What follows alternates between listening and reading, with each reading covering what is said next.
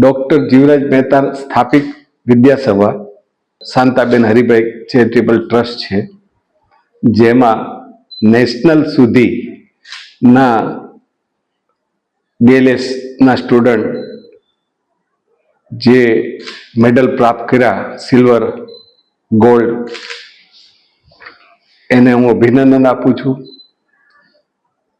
અને જે રીતે આજે શાંતાબેન હરિભાઈ ગજેરા કેમ્પસ સ્પોર્ટ માટે BLS હોય યા તો જ્ઞાન શક્તિ હોય યા તો બાકીની જે કંઈ રમતોમાં જે બાળકો ઉત્સાહી થઈ અને જે રીતે અમરેલી જિલ્લાનું નામ રોશન કરે છે અને એવા મેડલો લઈને આવે છે, જેનાથી આજે હું એનો પ્રમુખ છું અને મને આજે કંઈ પણ વાત કરતા ખૂબ હર્ષની લાગણી થાય છે.